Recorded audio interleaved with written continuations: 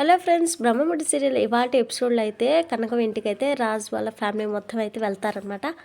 ఇంటి ముందే నిలబడి కనకం ఏర్పాట్లు బాగానే చేసినట్టుందని చెప్పేసి ఇందిరాదేవి అయితే అంటదనమాట. ఏం బాగా చేసింది, ఈ ఏర్పాట్లు చూస్తే తెలిసిపోతుంది వాళ్ళ స్థాయి ఏంటి అనేది అని చెప్పేసి అంటదనమాట. ఇంకా వెంటనే స్వప్న కావ్య అయితే ఇద్దరైతే రుద్రాణిని అయితే బాగా తిడతారనమాట.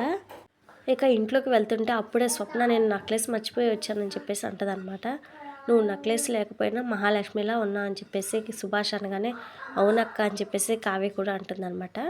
ఇక వెంటనే రుద్రాణి కావ్య వైపు తిరిగి అవును తను ఓకే, మరి నువ్వేంటి దివాలా తీసినలాగా ఒక్క నగ కూడా వేసుకోలేదు, ఏదైనా వేసుకొని రావచ్చుగా అని చెప్పేసి అనగానే నేను మర్చిపోయానని చెప్పేసి కావ్య అయితే చెప్తుందనమాట. ఇక అప్పుడే కనకం అయితే వచ్చి వాళ్ళని చూసి రండి రండి అని చెప్పేసి ఇంట్లోకి అయితే రమ్మని చెప్పేసి ఆహ్వానం అయితే పలుకుతుందనమాట. ఇక కనకం అయితే స్వప్నం చూసి అబ్బా ఏం మెరిసిపోతున్నావే, దుగ్గురాలు ఇంటి కోడలు అనిపించుకున్నావు అని చెప్పేసి అంటదనమాట.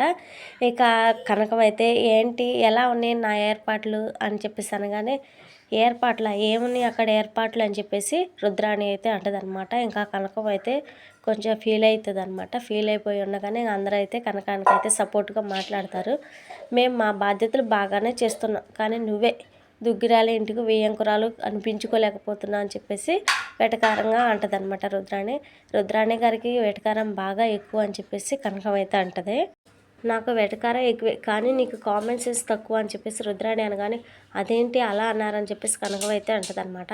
ఈ ఏర్పాట్లు చూస్తే ఎవరైనా అలానే అనుకుంటారని చెప్పేసి ధాన్యలక్ష్మి అయితే అంటది.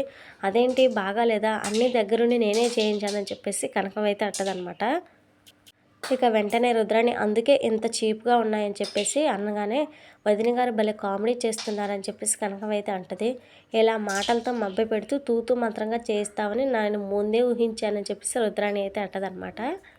ఇక వెంటనే కావ్య అయినా ఆకాశం అంత పందిరి మాకు ముఖ్యం కాదు, మా అక్కని దీవించే విశాల హృదయాలు ముఖ్యం, ఇక్కడ అలాంటి వాళ్ళు చాలామంది ఉంటారని చెప్పేసి అంటది.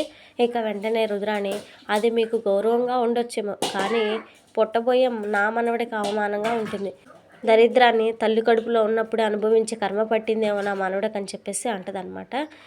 ఇక వెంటనే ధాన్యలక్ష్మి పోనీలే ఉన్నంతలో సర్దుకుపోదా అని చెప్పేసి అనగానే ఏంటి అంత దూరం నుంచి అన్నీ సర్దుకొని వచ్చింది ఇక్కడ సర్దుకుపోవడానికి అని చెప్పేసి రుద్రాణి అయితే అంటది. ఇక రుద్రాణి అలా మాట్లాడుతూ ఉండగానే ఇందిరాదేవి అయితే తిడుతుందనమాట. మాకు కాదు కనీసం స్వప్నకైనా ఇక్కడ ఏర్పాట్లు నచ్చాయా అని చెప్పేసి అనగానే శ్రీమంతం అక్కడ కాదు ఇక్కడ అని తెలిసినప్పుడే నా మనసు విరిగిపోయింది. ఇక ఇక్కడ చూశాక నా మీద నాకే అసహ్యం వేసింది. నా సీమంతం అంటే ఎంతో ఊహించుకున్నాను, కానీ ఇలా చేస్తారని చెప్పేసి అనుకోలేదని చెప్పేసి ఏడుస్తూ లోపలికైతే వెళ్తుందనమాట. స్వప్న అలా అలిగి వెళ్ళగానే ఇక స్వప్న వెనకాలే కావ్య కూడా వెళ్ళి కన్విన్స్గా మాట్లాడాలని ట్రై చేస్తూ ఉంటుంది అనమాట.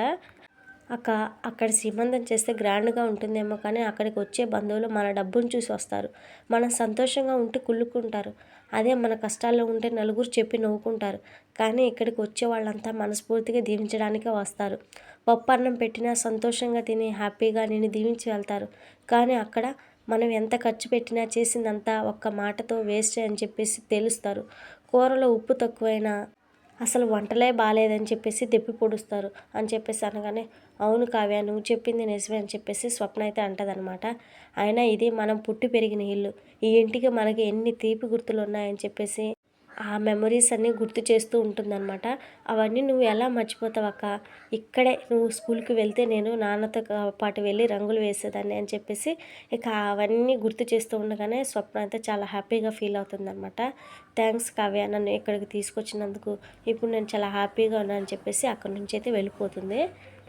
ఇక తర్వాత అయితే కనకం పెట్టిన ఉప్మానైతే తినలేక ధాన్యలక్ష్మి రుద్రాణి అయితే బాగా కష్టాలు పడుతూ ఉంటారనమాట. అప్పుడే శ్రీమంతం కూర్చి ముందు పెట్టిన ఫ్రూట్స్ కనిపిస్తే అవైనా తిందాం అని చెప్పేసి అక్కడికైతే వెళ్తే అక్కడ ఈవెంట్ మేనేజర్ అయితే ఉంటాడనమాట. అవి తినొద్దు అని చెప్పేసి అంటాడు. ఏంటి నన్నే ఆపుతావా అని చెప్పేసి రుద్రాణి అయితే అతన్ని అయితే కొడుతుందనమాట. ఇక అప్పుడే అక్కడికి కనకం వచ్చి తినొద్దు అంటే వినకుండా ఫ్రూట్ తీసుకుంటావు, ఇవి తినే ఫ్రూట్స్ కాదు వదిన, ఇలా కొట్టే ఫ్రూట్స్ అని చెప్పేసి డైరెక్టర్ రాఘవేంద్రరావు గారిని గుర్తు చేస్తుందనమాట. ఇవి కూడా ఫేకేనా అని చెప్పేసి అనుకుంటూ అక్కడి నుంచి అయితే ఇంకా ఇద్దరు వెళ్ళిపోతారు. ఇక తర్వాత అయితే రాజు అయితే కావ్యన్న గదికి అయితే వెళ్తాడనమాట. ఇక వచ్చి కావ్యని చూస్తూ ఉండగానే ఏంటి ఇలా వచ్చారా అని చెప్పేసి కావ్య అయితే అడుగుతూ ఉంటుందన్నమాట. ఇది మన ఫస్ట్ నైట్ చేసుకున్న గది అని చెప్పేసి అనగానే ఇక ఇద్దరు అలా రొమాంటిక్గా తిట్టుకుంటూ మాట్లాడుకుంటూ ఉంటారు. నీకోసం నేను ఒకటి తీసుకొచ్చానని చెప్పేసి రాజు చెప్పగానే కావ్య ఏం తెచ్చారని చెప్పేసి అడుగుతుందనమాట. కావ్య రాజు కోసం ఏం గిఫ్ట్ తెచ్చాడు ఏంటి అనేది మనం నెక్స్ట్ ఎపిసోడ్లో చూద్దాం ఫ్రెండ్స్. వీడియోని లైక్ చేయండి. అలానే కొత్తగా మన ఛానల్ చూస్తున్న వాళ్ళు ప్లీజ్ సబ్స్క్రైబ్ చేసి సపోర్ట్ చేయండి. Thank you friends.